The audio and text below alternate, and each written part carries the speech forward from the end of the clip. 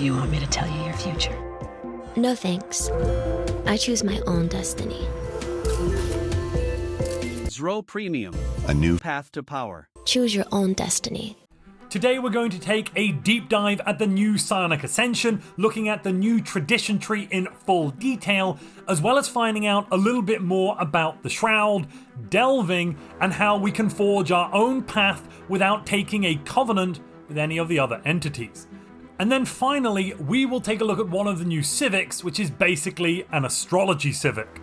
Before we delve further into this dev diary, if you'd like to pre-order Shadows of the Shroud or anything else, any games or DLC from the Paradox Interactive store, and also support this channel, you can do so by using our link down in the description below, or heading over to the Paradox Interactive store and using our code MONTUPLAYS at the checkout. Doing that will set aside 12.5% of your purchase and donate it to this channel. Today we will be following the path of the Cavantian sovereignty as they dive into Psionic Ascension. Here is their empire design. They've got one of the new Civic Superstitious Belief, which is the 4-leaf clover, and the Cavanti seem to have a couple of the new traits. The first off being Uncanny Intuition.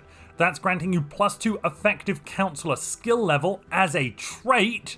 That's pretty darn awesome. I wonder if it costs 2 points or maybe even 3, and it belongs to the Psionic Species Traits category, so maybe only if you pick one of the port traits from the Psionic Species pack can you have Uncanny Intuition. The next one below that is Cranial Hypertrophy, which is basically big brained. Cranial big skull, I suppose, hypertrophy being enlarged, and cranial being the head part. We don't know what that does yet. I'm guessing it might have something to do with leaders, leader skill level, leader abilities maybe. If it increases leader skill level and we can combine that with effective counselor skill, that's a big starting bonus to effective skill. If we add this to under one rule and we also put in, we also put in the Admiral ruler with distinguished admiralty, that gives us an effective starting counselor skill of at least 6 on our ruler, and then what's that? At least getting +5 on our admiral. Very, very nice as an opening move. Just to remind those of you who may not remember why the effective counselor skill is so good, our counselors give us bonuses based on their skill level.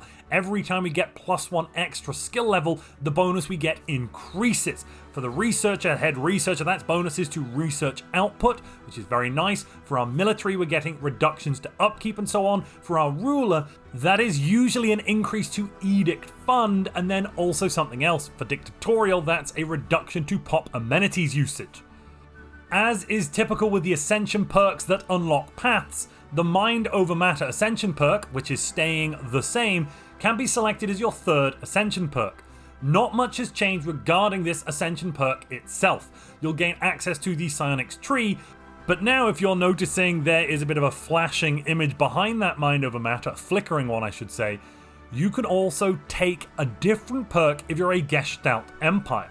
Hard reset origin empires must be fully decyberized, and Gestalt machine empires or Shroud Forged empires must be whatever it is redacted by the animator of clay.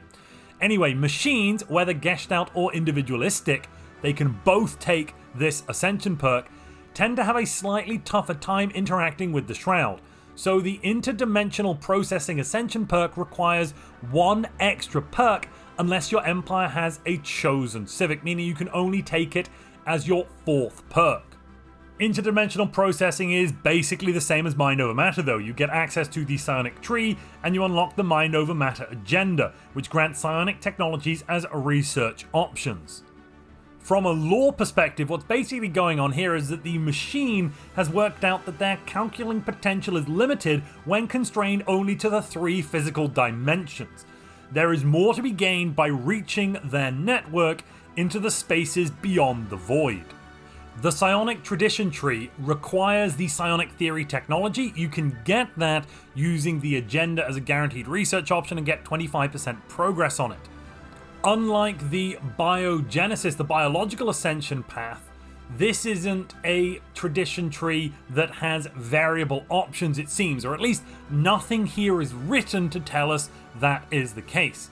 It basically seems to be a retooled version of the old Psionic tree with some different effects. Let's find out what they are. So first off, as you can see here, you get an adoption effect of unlocking the Psionic Supremacy agenda, and you start a situation which will eventually grant the founding species of your empire the Psionic trait.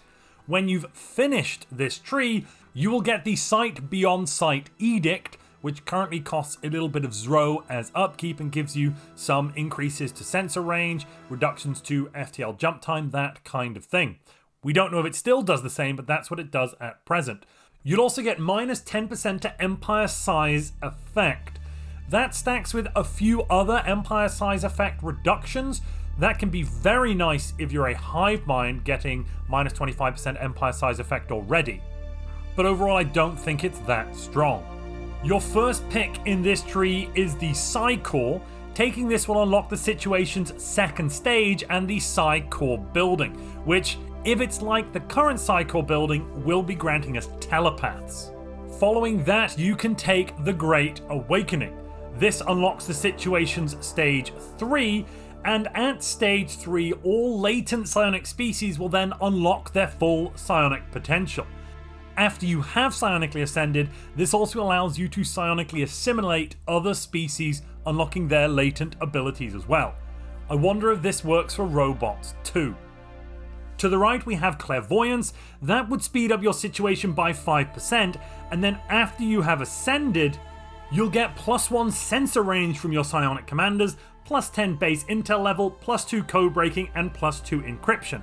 So far, this is very much the same as the previous psionic tradition tree, I believe. Then we have Telekinesis. This gives you 5% more situation speed, and then after you've ascended, 10% more habitability and happiness for psionic pops. I'd much rather something like resource output from jobs or even job efficiency. The habitability bonus is alright as a psionic species, unless you're going to be gene modding your species later on. It can be difficult to get full habitability on planets. Most other ascension paths do give you easy access to full habitability, so I suppose that's good, but I'm really not blown away so far. Psychometry or psychometry gives you +5% situation speed, and then after ascension an additional -5 crime from telepaths, so they're probably still suppressing crime just like they used to be, and you'll get +5% job efficiency only for psionic specialists. You'll also get 25% more galactic history specimens output. That last one I'm a bit confused by. Overall, this doesn't seem particularly powerful. There are some okay buffs, but these effects are pretty much the worst basic effects for any of the Ascension tradition trees. I'm assuming we're going to be getting a lot more out of the Shroud, and thus the fact that this psionic tradition tree is very disappointing, or at least kind of a bit lackluster, won't be a problem. That's my hope. Let's dive in a little further.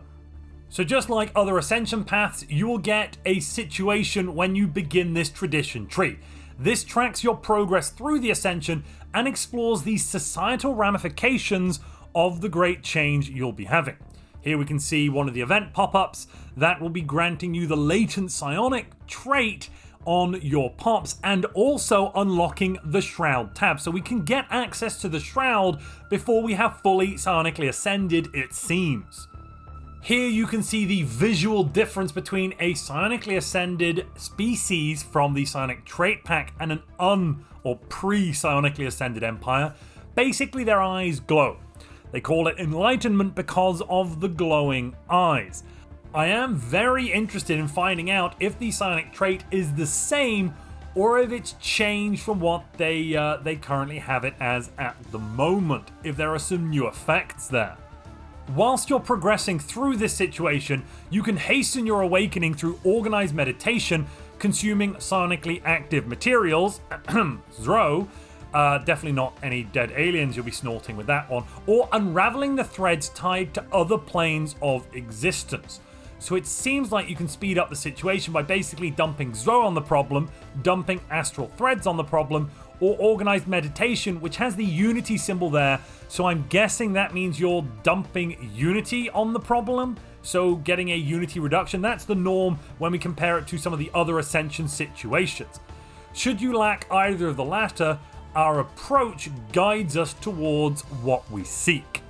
Progress through that situation is partially gated by progress through the Psionic Tradition tree, as we noted as we passed through, and events that occur will influence the end results. Now, these first steps towards enlightenment do open up a new sub-tab for the Shroud in Contacts, though it is admittedly pretty empty at the beginning. This is basically it. You can see there's a Shroud and we don't know anything. We don't even have telepaths, so we cannot delve into the Shroud. Once we have the Psy-Core building, once we have telepaths, then we can begin delving, I'm assuming. Our position within the political compass of the Shroud, because this thing is basically a big old political compass, not left-wing, right-wing, authoritarian, what's the opposite to that one? Who knows? Anyway, egalitarian, I suppose? Or is it individualistic versus collectivist? Ooh, who knows? That's an old-fashioned Stellaris reference. But anyway, our position on this political compass is already slightly offset from 0 from the center based on the nature of our empire, so I'm assuming that's our ethics and civics, and it also is changed a little bit by the acts that our collective soul, or the souls of our nation, have undertaken. We'll find out a little bit more about that in just a moment. We've also got some examples here of events that will fire during that situation too. Material manifestations and phantom presence. These choices will apparently affect the outcome of our Psionic Ascension.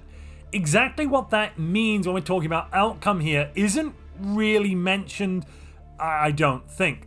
At a certain point, we will need to establish a Psi-Core to continue developing our potential. Later on, we pursue Great Awakening.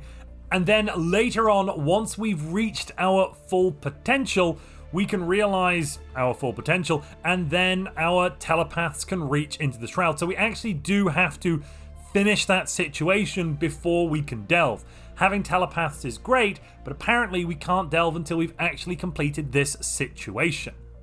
Now let's dive into our first delve, if you'll pardon the pun.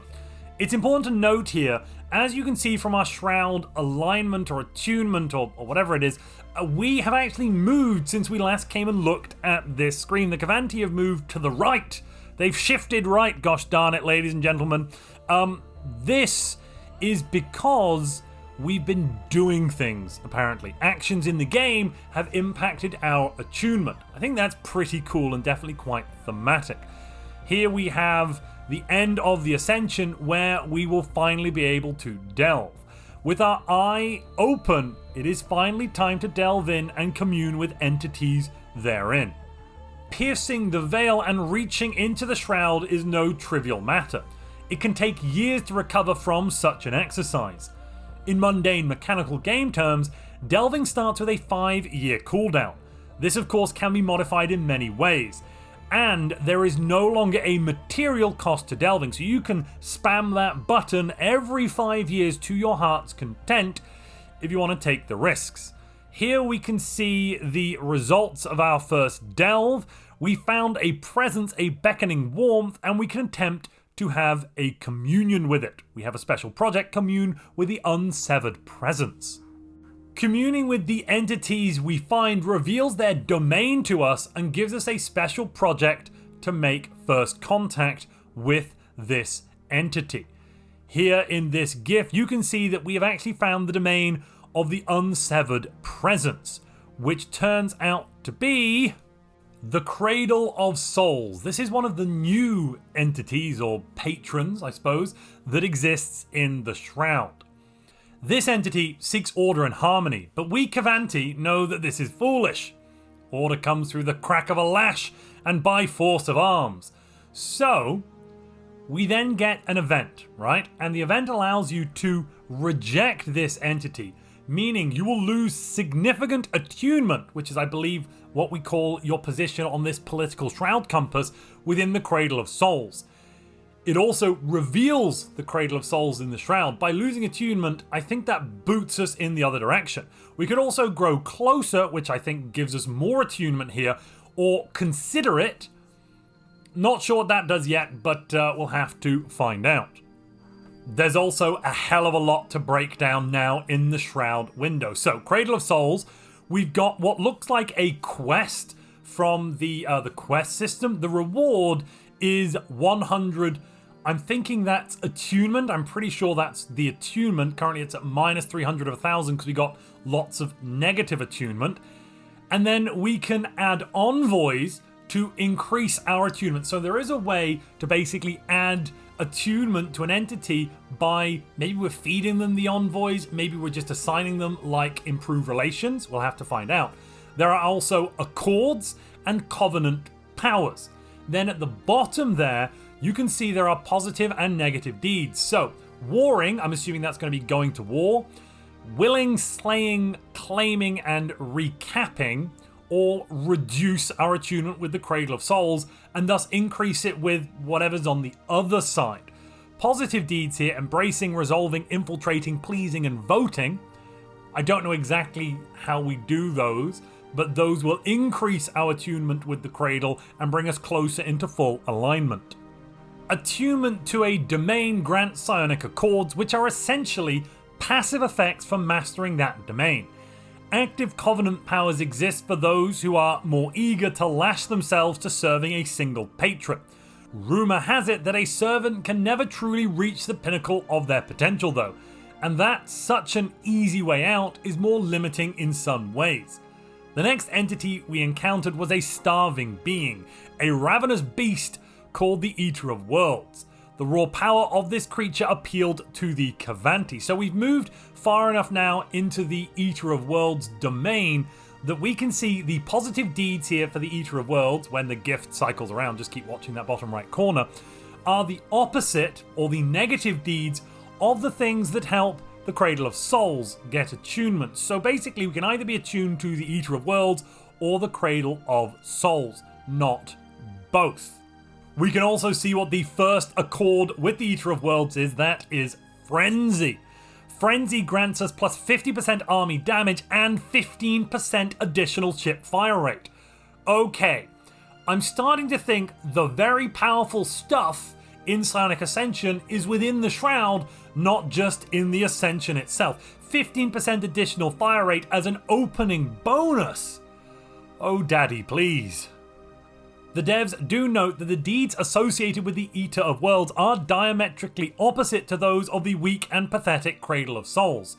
Each action that brings us into accord with one will reduce our accord with the other. Over time, and using console commands, the Kavanti gained close attunement to the Ravenous Patron, and during one of their delves, it offered great power in exchange for just a small little sacrifice, just a measly trifling. Here we can either form a covenant with the Eater, reject the covenant and leave, or forge our own path. This issues a special project, the Shaping of the Shroud. Ladies and gentlemen, this is where we may be able to, basically forge our own destiny, perhaps even one day becoming a force within the Shroud itself. Doing this will not allow us to establish a covenant with any patron from this point onwards because we are now going to be, I believe, a rival. If we were to accept this covenant, we would unlock both of the associated covenant powers from the Eater of Worlds alongside their attunement because we're high enough level. But this would chain our people in servitude and force us to carry an ongoing cost. Instead, the Kavanti do choose to reject this and forge their own path. Ladies and gentlemen, this next bit is a tantalizing piece of lore, just like the Zroni did so long ago. So basically, taking your own path is what the Zroni did, and that ended up utterly destroying them, but I'm sure it'll be better this time around. In essence, we will be saying, within the Shroud, our will is our own. And if you're enjoying this video, please forge your own like button. While we have focused primarily on the events where we have encountered the established major patrons of the Shroud, there are also minor patrons to interact with as well. We've seen icons for 8 of them in the last dev diary. There are also rumours of greater powers out there, and of course, numerous other events. Here you can see some of those events: Psionic responses, don't know what that is about, and also delving into the Shroud here to get the song, The Void. We can say that we're calm or we are chaos. Stuff be happening. The Psionic Ascension said it's Psionicking time and then kind of Psionicked all over the place. Let's now delve deep into one of the new civics, Superstitious Beliefs, which is known as Fortune Enterprise for Megacorps, Zodiac Nexus for Hive Minds, and Pattern Finders for Machine Intelligence Empires. It is available, as I just mentioned, to all 4 government types, the main ones, and it is a set of civics that highlights civilizations that find patterns that others cannot see. They only rely on predictions, numerology, astronomy, or other techniques to ensure that good fortune is assured. I think that's meant to be astrology, not astronomy. Ironic that we've confused it the opposite way around to normal, when people are like, I'm really into my astronomy, I love my star signs, and they mean astrology. I'm pretty pleased with that. That's a fun little typo. But anyway, let's find out what the Astrology Civic does for us. Superstitious Beliefs replaces priests with spirit mediums and high priests with high astrologists. Yes, it's exactly what you think it is, ladies and gentlemen. It enables galactic dowsing, which we'll look at in a moment, and every 3 years the cycle changes. Fortune events will periodically benefit or impair your empire as well. You get a council position, chief medium, who can really see something in the future. They give you upkeep from bureaucrats minus 3.13%, council agenda speed plus 1.3%, and negative cycle effects minus 13%. So at what, level 7 or 8, you're at minus 100%?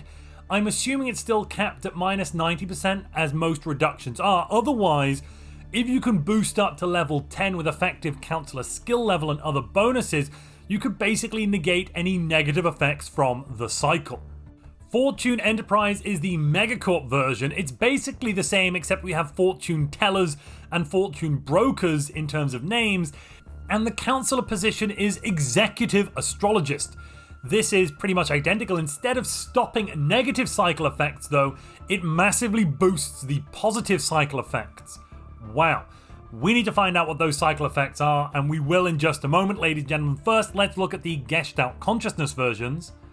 These basically only give you galactic dowsing and the cycle with no way to change it, it seems. Also, I should have noted, you can't change out of this civic once you've taken it. It is locked in for the entire game. If you are superstitious, nothing short of a liberation war to overthrow your government can remove this from you. The cycles last for 13 years in game, and they are cycles of weal and woe, granting good fortune for certain endeavors while making it unwise to pursue others until circumstances have changed. I believe this is kind of a mind over matter situation where, you've read the portents, and because everybody in your empire believes it's bad to do a certain thing, they won't want to do it, and thus that will be less effective.